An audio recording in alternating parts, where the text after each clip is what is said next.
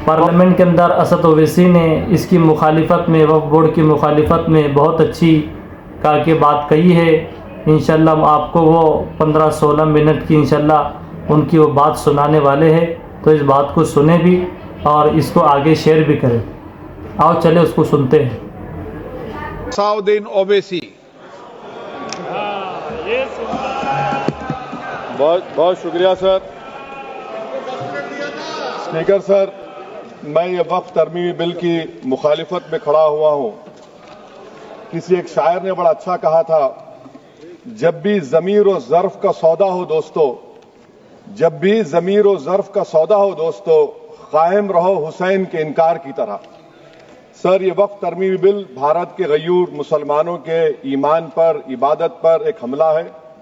नरेंद्र मोदी की हुकूमत ने इस मुल्क की सबसे बड़ी अक़लियत के खिलाफ एक ऐलान जंग कर दिया, और ये जंग ना सिर्फ मेरे जिस्म पर है, बल्कि मेरी आज़ादी पर, मेरी समाजी और माशी मार्जिनलाइजेशन पर है, मेरी शहरियत पर है, मेरे मदरसे, मस्जिदों, खानखाहों और दरगाहों को निशाना बनाया जा रहा है। और ये हुकूमत सच्चाई को नहीं बयान कर रही है कि ये तरमीमी बिल से मुसलमानों का तहफ़्फ़ुज़, तरक्की और गुर्बत का खात्मा होगा। ये सरासर झूठ है। सर, अगर आप आइन के आर्टिकल 14 को देखेंगे तो उसमें लिखा हुआ है इक्वल प्रोटेक्शन। अब आप देख लीजिए सर के हिंदू, सिख और जैन को और बौद्ध को उनके एंडोमेंट में तहफ़्फ़ुज़ मिलेगा, क्योंकि उनका एंडोमेंट बाय यूजर बरकरार है और उनका एडमिनिस्ट्रेशन उनके हाथ में होगा। कि गैर हिंदू या गैर उनके मजहब का आदमी दान भी दे सकता है उनके लिए, और एंडोमेंट बोर्ड का तहफ़्फ़ुज़ भी मिलेगा, क्योंकि उसके ऊपर ओवरराइडिंग क्लॉज अप्लाई नहीं होगा, लिमिटेशन का कानून उस पर अप्लाई नहीं होगा। उसके बरक्स ऑपोजिट आप देख लीजिए, मुस्लिम वक्फ को वक्फ बाय यूजर निकाल दिया गया। एक मुस्लिम वक्फ की जायदाद पर कब्जा होगा, लिमिटेशन लगेगा, तो जो एनक्रोचर है, जो खाबिज है, वो रातों रात मालिक बन जाएगा और एक गैर मुस्लिम वक्फ बोर्ड को एडमिनिस्टर करेगा। ये आर्टिकल 14 के इक्वल प्रोटेक्शन का वायलेशन। अब आर्टिकल 14 में सर इक्वालिटी बिफोर लॉ भी है, और उसका कैसा वायलेशन हो रहा है कि कोई आर्बिट्ररी स्टेप नहीं ले सकता और कोई भी ऑफिशियल किसी भी तरीके से गलत आर्बिट्ररी फैसला नहीं लगा। यहां पर आप एक डेजिग्नेटेड ऑफिसर को रखकर वो फैसला लेगा कि ये जायदाद वक्फ की है, गवर्नमेंट की है। क्या ये प्रिंसिपल्स ऑफ नेचुरल के खिलाफ नहीं है, जिसका तकर्रुर एग्जीक्यूटिव करती है? ये हमारे theory of separation of powers, Bharat के आइन का बेसिक स्ट्रक्चर का हिस्सा है। क्या इसका वायलेशन नहीं है? सर, आर्टिकल 25 का वायलेशन कैसे है कि आप मुसलमानों से वक्फ बाय यूजर छीन रहे हैं और फिर आप कर्ब कर रहे हैं वक्फ वाल औलाद को, मगर वहीं पर दूसरे धर्म के मानने वालों को उनके मजहब पर चलने की पूरी इजाजत है। लफ्ज जो आर्टिकल 25 में इस्तेमाल हुआ सर, वो इक्वली एंटाइटल्ड, यहां पर मुसलमानों के इक्वल एंटाइटल्ड नहीं हो रहा। अभी हम गृह मंत्री का, वजीर दाखिला का यहां पर उनका हमने तकरीर सुनी, यहां पर वो ये कहते हैं, वजीर दाखिला, शायद वो कटमुल्ला की जबान ना कह दें, वजीर दाखिला कहने पर वजीर दाखिला ने अपने बयान में कहा कि बोर्ड और काउंसिल जो होगा वो माने वक्फ इस्लाम से अलग है। सर, अगर ये बात सच है आपकी, तो फिर आपको यह कानून बनाने की जरूरत ही नहीं है। आप एक नॉन स्टैट्यूटरी बॉडी बना दीजिए। ये जो कानून बन रहा है ना सर, ये आर्टिकल 26 इसका सोर्स है, और आर्टिकल 26 जब इसका सोर्स है तो आर्टिकल 26 का ABCD क्या कहता है कि रिलीजियस डिनोमिनेशन को अपने मजहब के अफेयर्स खुद चलाना, मूवेबल इमूवेबल प्रॉपर्टी को लेना और एडमिनिस्टर करना। जब हिंदू धर्म को, बौद्ध धर्म को, सिखों को यह राइट दिया गया है, तो आप कैसे मुसलमानों से छीन रहे हैं? तो यह आर्टिकल 26 का ग्रेव वायलेशन है।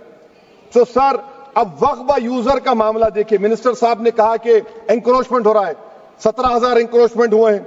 तो यही नरेंद्र मोदी की हुकूमत ने 2014 में उस वक्त के मंत्री ने एक Waqf properties eviction of unauthorised occupants bill को इंट्रोड्यूस किया। आपने विड्रॉ कर लिया 2024 में उसको। क्यों विड्रॉ किया सर आपने? जब आप मान रहे थे कि एंक्रोचमेंट हो रहा है तो आपने बिल को विड्रॉ कर लिया। अच्छा सर, अब वक्फ बाय यूजर को आपने निकाल दिया।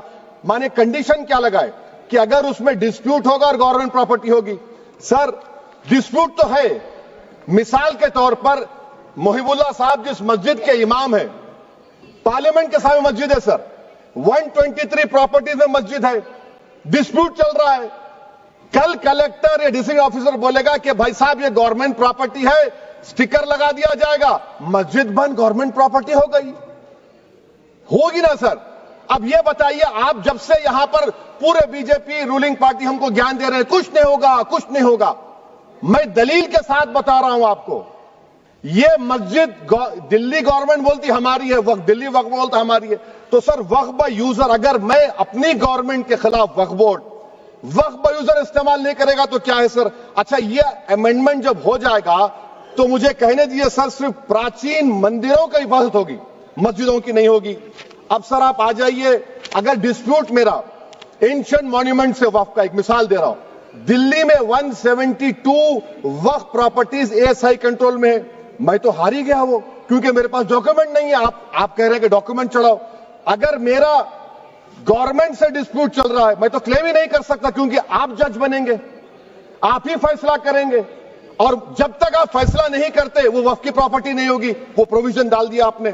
अच्छा अगर मेरा डिस्प्यूट एंक्रोचर से होगा सर, तो एंक्रोचर में तो आपने तो 107 को डिलीट कर दिया, आप रातों रात खाबिज को, एंक्रोचर को मालिक बना रहे हैं। सर मैं ये पूछना चाहता हूं आपके जरिए हुकूमत से, एक मुंबई में एक बहुत बड़े दौलतमंद है, खोजा बरादरी का यतीम खाना था, उन्होंने 2004 या 5 में 22 करोड़ में खरीद लिया। वो केस सुप्रीम कोर्ट में कि आप उनको मालिक बनाना चाहती है लिमिटेशन एक्ट अप्लाई करके, हमको बताइए, हम जानना चाह रहे हैं। और सच्चर कमेटी ने सर 2007 में कहा कि दिल्ली के 123 प्रॉपर्टीज की मार्केट वैल्यू 6000 करोड़ की। आज हम 2025 में आ गए, क्यों आप उन प्रॉपर्टीज के खिलाफ पड़े हुए? 1976 में उस वक्त के वजीर आजम इंदिरा गांधी लेटर लिखा, इसको आप दे दीजिए, मगर आप उसको मानने को तैयार नहीं है। तो सर और एक जो झूठ फैलाया जा रहा है, management empowerment efficient development, sir this bill takes any management from the hands of Muslims, disempowers the waqf in comparison to any other stakeholder, takes away the efficiency of administration and hampers development. Waqf disempowerment in the name of efficiency, inefficiency is being created. The progress of development from pre-independence till today is sought to be destroyed. Sir अभी हमारे home minister साहब ने फजल पुकाया case का जिक्र किया। Sir मैं आपसे गुजारिश करूंगा कि होम मिनिस्टर जरा अच्छे लोगों को रखकर इंफॉर्मेशन ले, फजल पुकाया का ऑबिटर क्या है? इट इज ऑबिटर, वो रेशियो डिसेंडेंटाई नहीं है जो आपने कहा है। अच्छा सर शेड्यूल ट्राइब के बारे में कहा, क्या शेड्यूल ट्राइब में मुसलमान नहीं होते? शेड्यूल कास्ट में नहीं होता मुसलमान, शेड्यूल ट्राइब में मुसलमान होता। तो क्या आर्टिकल 25 मेरा चला गया, आर्टिकल 26 चला गया, आर्टिकल 14 चला गया, 15 चला गया, 29 चला गया? लक्षद्वीप का एक मुसलमान एमपी है, क्या उसको राइट नहीं है क्योंकि ट्राइबल है? क्या कह रहे हैं आप? इस ऐवान को क्यों गुमराह कर रहे हैं आप शेड्यूल ट्राइब के नाम पर? सर और एक चीज जो आपको बता रहा हूं सर, अब आप जब आर्टिकल 26 से मेरा सोर्स है, तो आप सेंट्रल वक्फ काउंसिल में 22 में से 10-11 आप नॉन मुस्लिम को बना सकते हैं, रिलीजन न्यूट्रल आपने कह दिया, और आप बनाएंगे, क्यों बनाएंगे आप? स्टेट वक्फ बोर्ड में 7 नॉन मुस्लिम होंगे और 4 मुसलमान, क्यों होंगे? क्योंकि आप लॉ में 95 में डायरेक्ट मैनेजमेंट में ले सकते हैं 5 साल के लिए। आप वक्फ बाय यूजर को आप कलेक्टर डिस्ट्रिक्ट ऑफिसर बोलेगा ये वक्फ की प्रॉपर्टी नहीं है, तो वो वक्फ बोर्ड खामोश बैठ जाएगा, कुछ एक्शन ही नहीं लगा, क्योंकि वो आपके प्यादे हैं।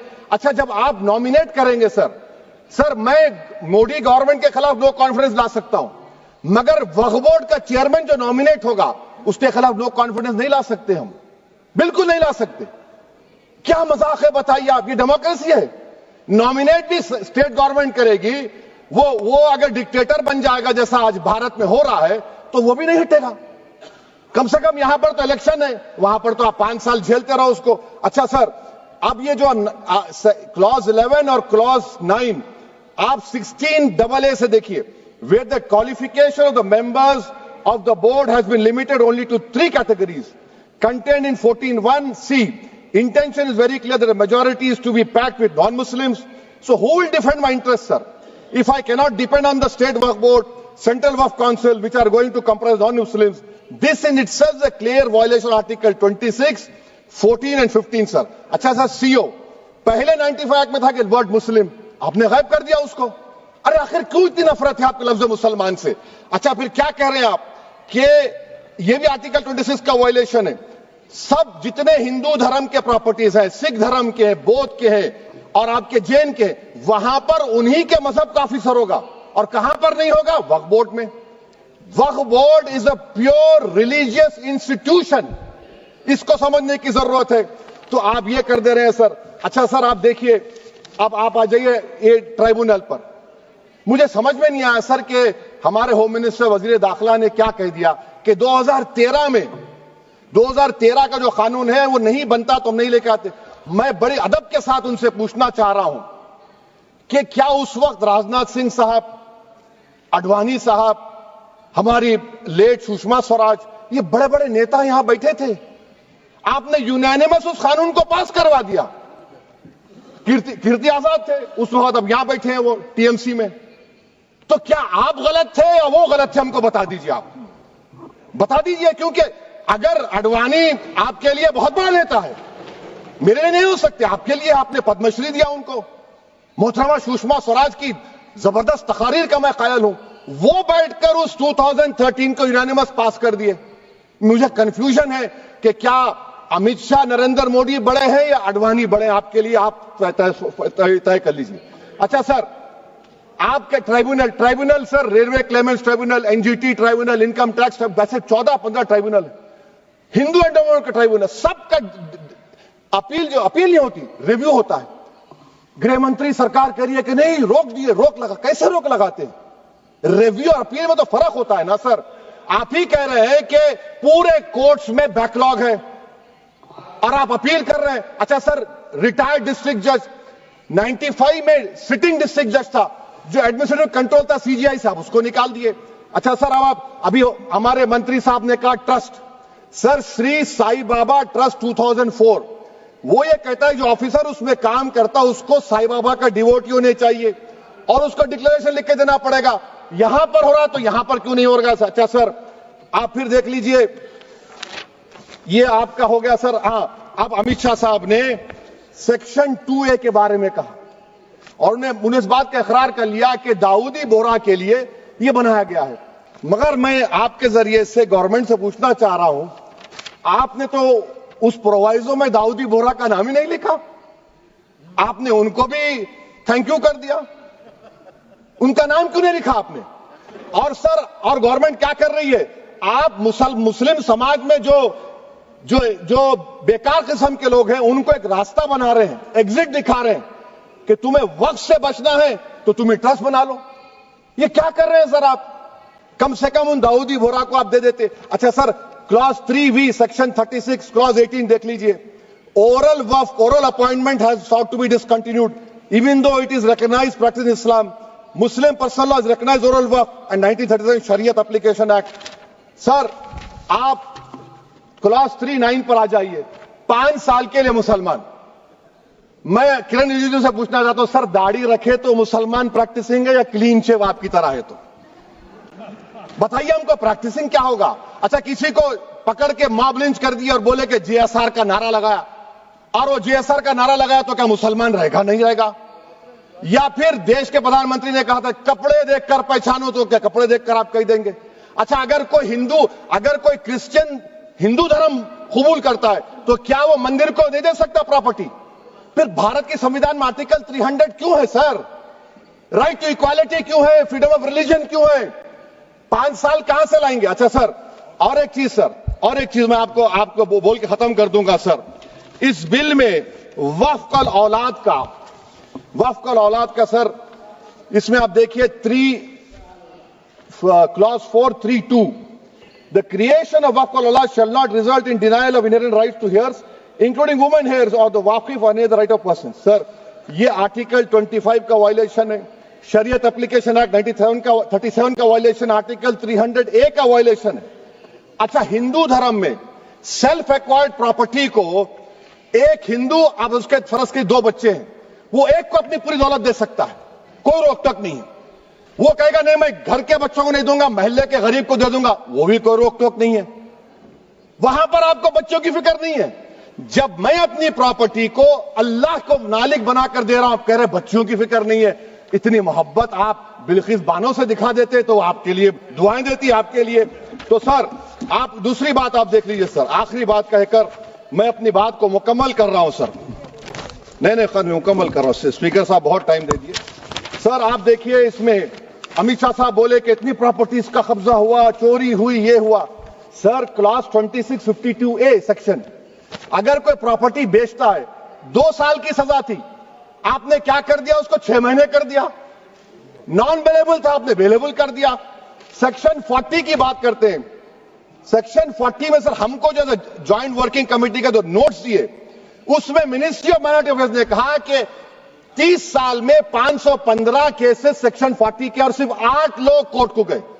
वक्फ यूजर का कानून तेलंगाना आंध्रा में है, सेक्शन 40 का कानून तमिलनाडु 63 है, आंध्र प्रदेश में 43 है। और सर आप डायरेक्शन दे रहे हैं, अच्छा क्लॉज 4218B देखिए सर, आप रूल बना रहे हैं, कोऑपरेटिव फेडरलिज्म के खिलाफ है, इतना रूल बना रहे हैं। और आखिर में सर मैं आपको बताना चाह रहा हूं स्पीकर साहब, ये बिल का मकसद सिर्फ मुसलमानों को जलील और रुस्वा करना है, मुसलमानों को दूसरे दर्जे का शहरी बनाने का इनका मकसद है। सर अगर आप हिस्ट्री को पढ़ेंगे तो महात्मा गांधी उस वक्त के व्हाइट अफ्रीका में सफेद फार्म अफ्रीका के कानून को महात्मा गांधी ने कहा था कि ये मेरा कॉन्शियंस इसको मानता नहीं है, मैं इस कानून को कबूल नहीं करता हूं। तो महात्मा गांधी ने क्या किया, उन्होंने उस कानून को फाड़ दिया। तो मैं गांधी की तरह इस कानून को फाड़ता हूं। ये अनकॉन्स्टिट्यूशनल है सर। इस देश में झगड़े पैदा करने का काम बीजेपी करना चाहती है मस्जिद और मंदिर के नाम पर, इसीलिए मैं इसका कंडेम करता हूं। और मैं आपसे गुजारिश करता हूं कि मैंने अपने 10 अमेंडमेंट दी हैं, आप इसको कबूल करिए सर, मुझे बोलने का मौका दीजिए और उस पर डिवीजन का मैं डिमांड भी करूंगा। Thank you sir.